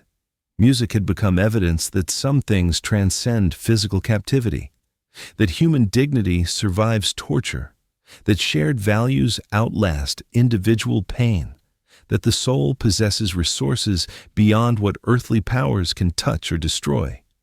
Prison officials admitted privately that musical resistance was unbreakable through conventional methods. You can't torture men for singing hymns without appearing monstrous. You can't prohibit patriotic songs without revealing the weakness of your own ideology. You can't silence voices that draw strength from memories torture cannot reach. The psychological warfare victory was complete. Guards who expected to hear sounds of defeat heard proof of unbroken American resolve instead. Officials who designed systems to crush spirits discovered they'd created conditions where American unity flourished beyond anything possible in normal circumstances. Torture, designed to break spirits, had strengthened musical bonds that connected individual prisoners to something larger than themselves, to each other, to their country, to values worth suffering for, and to the unshakable belief that freedom would ultimately triumph over oppression. The Americans had proven that sometimes the most powerful weapon isn't violence or resistance. It's simply refusing to let your captors steal what makes you human. Music became proof that the human spirit remains unconquerable when it finds its voice. March 1973. After years of negotiations, prisoner exchanges, and international pressure, the moment American POWs had dreamed about through countless nights of torture finally arrived. The gates of the Hanoi Hilton were opening. Freedom was no longer a distant hope. It was walking toward them in the form of American officials who'd come to take them home. But something remarkable happened during those final hours that stunned even the North Vietnamese guards who'd spent years trying to break these men. The prisoners walked out singing, not quietly, not tentatively, not like broken men grateful for mercy. They marched toward freedom with voices raised in defiant harmony, proving to everyone watching that torture had failed to accomplish its primary mission, destroying the American spirit. "God bless America" echoed through the prison courtyard as men who should have been psychological wrecks demonstrated the exact opposite. Their bodies bore the scars of years of brutality, arms that never healed properly, legs that would never work the same, faces marked by beatings that should have killed them. But their voices rang clear and strong, carrying melodies that had sustained them through hell. The North Vietnamese guards stood in stunned silence, watching American prisoners they'd tortured for years walk past them with dignity intact, spirits unbroken, and voices united in songs that mocked everything their captors had tried to accomplish. Captain Nguyen Van Duke, the same guard who'd suffered nightmares from American melodies, watched James Stockdale limp toward freedom while humming the battle hymn of the Republic. The sight broke something inside him that would never heal. He'd spent years believing he was winning a psychological war against enemy prisoners. Instead, he was witnessing proof of his complete and total defeat.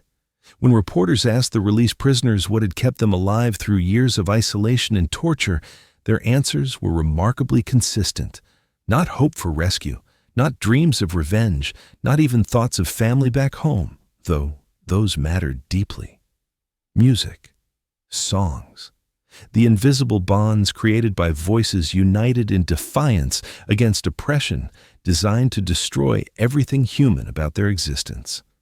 John McCain, barely able to walk on legs that had been broken and never properly healed, told journalists that music had preserved his sanity when physical strength failed completely. The tap code rhythms disguised as familiar tunes, the midnight concerts that proved he wasn't alone in concrete cells designed for total isolation. The hymns that created mental armor against interrogation techniques meant to shatter his mind. "They could chain our bodies," McCain said, his voice still carrying traces of the melodies that had sustained him. "But they couldn't silence our spirits when they found their voice through music." Sam Johnson credited his Morse code melody system with keeping critical intelligence flowing between prisoners who weren't supposed to be able to communicate at all. His musical innovations had transformed individual captives into a coordinated military unit that maintained discipline and morale under conditions that should have reduced them to broken animals. The released prisoners carried with them something unprecedented in military history: proof that shared cultural memory could survive anything physical force could inflict. Every song they'd sung together had strengthened bonds that torture was designed to destroy. Every melody they'd shared had proven that American unity transcended individual suffering. Guards watched in amazement as broken men walked toward freedom with their heads high, their voices strong, and their spirits demonstrably unbroken, despite years of systematic brutality that had crushed prisoners from other wars, other conflicts, other circumstances. Many guards later admitted being haunted by the sight of Americans leaving prison while singing patriotic songs that celebrated everything North Vietnamese ideology opposed. The musical resistance had transformed torture victims into psychological warriors who'd won a victory that had nothing to do with physical escape and everything to do with spiritual survival. The voices that carried these men home when their bodies nearly failed had proven something profound about human resilience. Music had become their lifeline to sanity, their connection to each other, their proof that some things transcend captivity: shared values, cultural memory, and the unbreakable bonds between people who refuse to let oppression steal what makes them human. Their songs had saved them. And in saving them, those songs had proven that sometimes the most powerful weapon against tyranny isn't violence or resistance. It's simply refusing to let your captors silence the music that lives inside your soul. The songs that echoed through the Hanoi Hilton didn't die when the last American prisoner walked to freedom. They lived on in ways that would transform military training, survival psychology, and our understanding of human resistance under impossible conditions. Within months of the POW releases, Pentagon officials were interviewing every returned prisoner about their musical communication systems. What they discovered revolutionized military survival training programs that had remained unchanged since World War II. The tap code disguised as familiar melodies, the midnight concerts that maintained morale through years of isolation. The hymns that created psychological armor against torture, designed to break minds as well as bodies. Military psychologists realized they'd been teaching survival techniques that focused entirely on individual resistance, how one person could endure capture, interrogation, and torture. But the Hanoi Hilton prisoners had proven something more powerful. Collective resistance through shared cultural memory was stronger than individual willpower.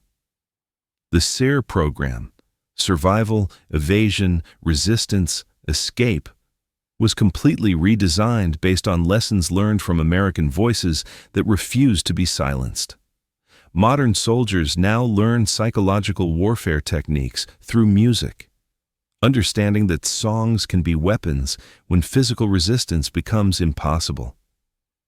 Training facilities began teaching prisoners of war how to use cultural memory as a survival tool. Popular songs from childhood, hymns learned in church, patriotic anthems that connect individual soldiers to something larger than themselves. The curriculum proved that sometimes the most effective weapon against psychological torture isn't mental toughness. It's shared identity expressed through melody. The Hanoi Hilton had demonstrated something unprecedented in military history. Culture and memory were unbreakable weapons that existed entirely in the mind, beyond the reach of any physical force. You could confiscate equipment, destroy supplies, eliminate communication devices, but you couldn't erase decades of American songs that lived inside memories shaped by freedom. Intelligence agencies studied the musical resistance networks with fascination that bordered on awe. Sam Johnson's Morse code melodies had created communication systems more sophisticated than some professional military operations. The coordination required for simultaneous singing across multiple cell blocks had demonstrated organizational skills that impressed career intelligence officers. But the most profound discovery was psychological rather than tactical. The prisoners hadn't just survived torture. They'd transformed it into something that strengthened rather than weakened their bonds to each other and their country. Music had become proof that the human spirit possesses resources that physical power cannot touch. North Vietnamese officials never solved the musical communication codes that operated right under their noses for years.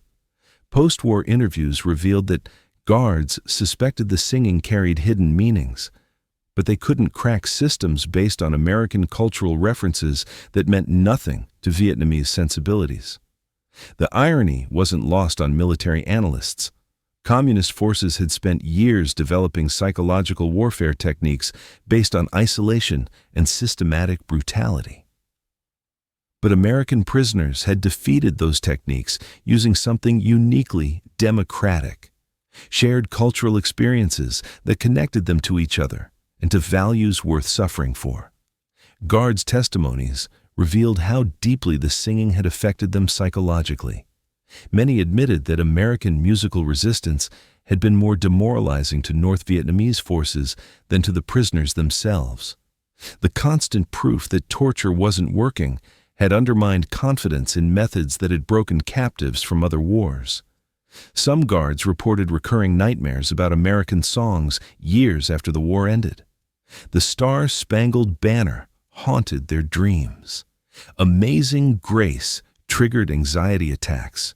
The melodies that had sustained American prisoners had become psychological weapons that continued affecting their captors long after the prison gates closed forever. Military historians recognized that the Hanoi Hilton musical resistance had achieved something unprecedented in warfare: total psychological victory through nonviolent means. The prisoners had proven that sometimes the most effective resistance isn't physical violence or escape attempts. Sometimes it's simply refusing to let your captors steal what makes you human. The legacy extended beyond military applications into civilian psychology and trauma therapy. Mental health. Professionals began using music therapy techniques developed from POW experiences to help survivors of abuse, torture, and extreme isolation. The principle remained the same. Shared cultural memory could provide psychological resources that individual willpower alone couldn't sustain. Modern soldiers deploying to dangerous regions now carry more than weapons and equipment. They carry carefully curated playlists designed to maintain psychological connections to home, to each other, and to values that transcend individual survival. The songs echoing through the Hanoi Hilton had become legends of human endurance that continue inspiring resistance against oppression in all its forms. Those North Vietnamese guards learned something they never expected. You can chain a man's body, but you can't silence his spirit when it finds its voice through music. The prisoners of the Hanoi Hilton proved that sometimes the most powerful weapon isn't violence. It's a simple song that refuses to die. Want to see how these same psychological tactics work in modern prisons? Check out our next video on prison communication systems.